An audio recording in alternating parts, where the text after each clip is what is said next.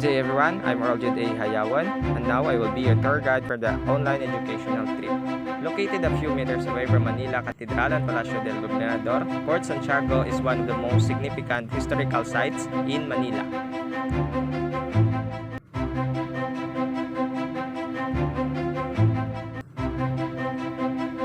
We begin at Plaza Mariones. This open expensive space that greets visitors upon entry at the port. It served as one of the walled city's seafront defenses at storage chambers in the Spanish colonial era. During the Second World War, it was turned a prison cell by the Japanese military. Today, it houses the Intramuros Visitor Center and several shops. This is a reducto, an independent structure outside the walls that serves as the first line of defense. It also functions as a storage for ammunition and food supply. Today, it houses the Shrine of Our Lady of Guadalupe. We return to Plaza Moriones, one of the many plazas or open spaces in Intramuros. Named after Spanish Governor General Domingo Moriones, it was once an open ground for military drills, parades, and ceremonies until its destruction in 1863 earthquake. The U.S. Army didn't talk over and used it as barracks. Now it's an open space where events and activities in Intramuros are held. Across the plaza is the Almacenes Riles or Royal Warehouses.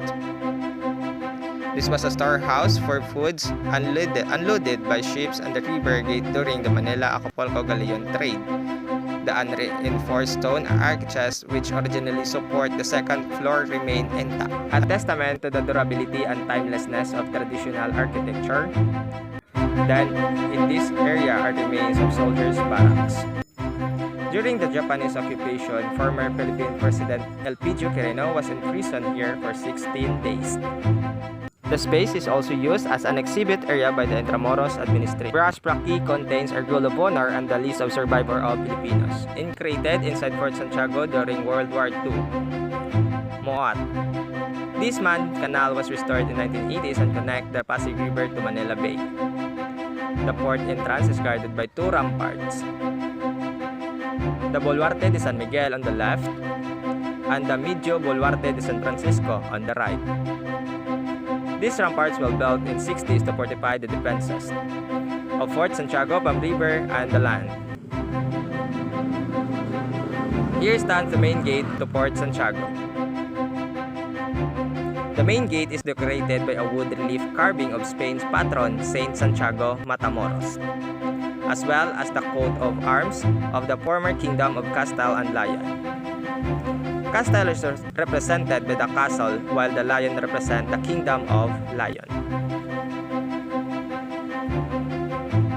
These former military headquarters of four successive colonial empires in the Far East.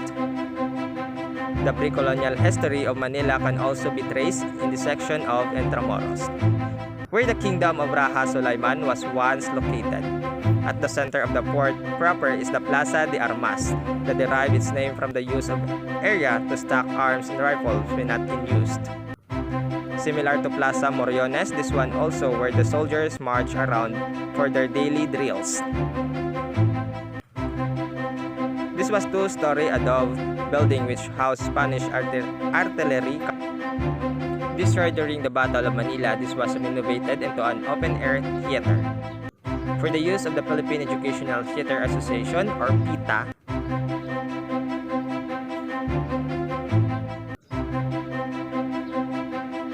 The main room of the soldiers' school was converted into a chapel cell for Jose Rizal, who was transferred here after 56 days of imprisonment at the soldiers' barracks. According to the National Historical Commission of the Philippines, it was here where Jose Rizal married Josephine Bracken. This passageway, the Postego de Nuestra Señora de Soledad. The passageway was the main access of Fort Santiago accompanies to the Pasig River. The promenade was rehabilitated by the Intramuros administration and is now a riverside park.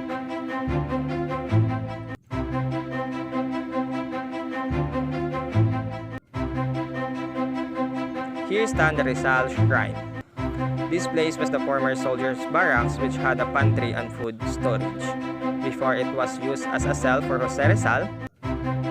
Today, Rizal Shrine of Museo ni Jose Rizal pays tributes to the life work of country's national hero through its themed settings and relics.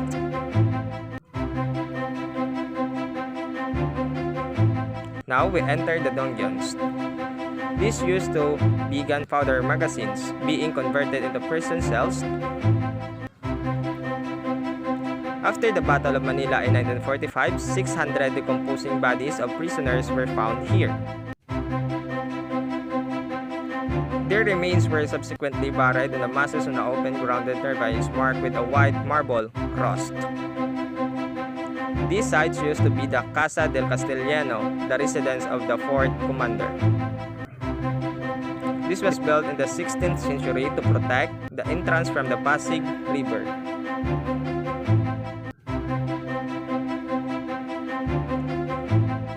The ground floor of the Baluarte de Santa Barbara has recently been converted into an educational facility known as the IMEC History Lego Education Center.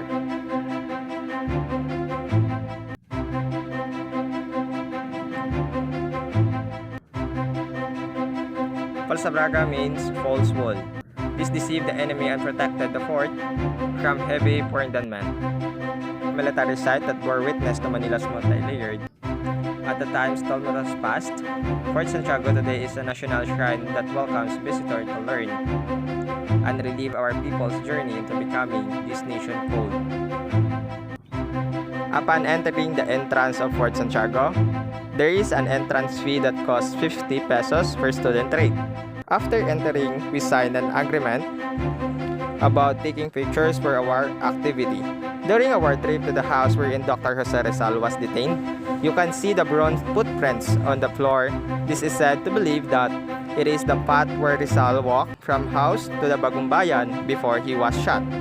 There is also the collection of his memorabilia like his clothes, the lantern, the pants, hat, and many more.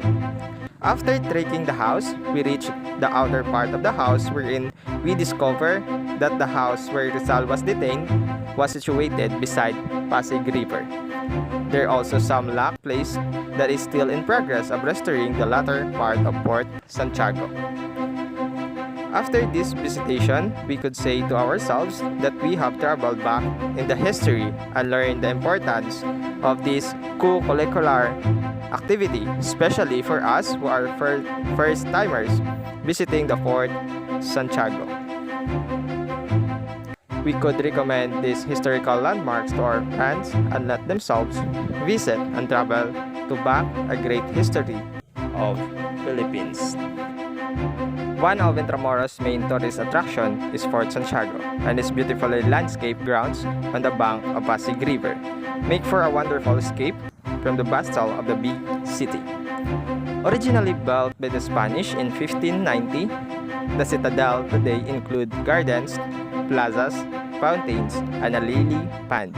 The Rizal Shrine Museum features display of memorabilia relating to national hero Dr. Jose Rizal, executed by the Spanish in 1896 for being one of the leaders of the Philippine Revolution.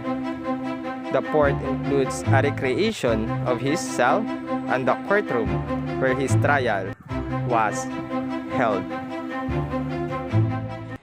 The fort is notable for being a headquarters of the armies of several foreign powers in the Philippine history, including the Spanish from 1571 to 1898, the British from 1762 through 1764 during the 7 Years' War, the Americans 1898 to 1946, and the Japanese from 1942 to 1945. Fort Santiago was a fortress built in the late 50s by the Spanish government during the colonization of Manila. As a part of Intramuros, it served as a storage for ammunition and converted into a prison cell for activities and the political resistance. For more discussion on Rizal resurrection, In his last hours, Rizal read the Bible and Thomas a Kempis's imitation of Christ, which he later dictated to Josephine Bracken. He also wrote the poem Mi Ultimo Adios, which he concealed in an alcohol burner.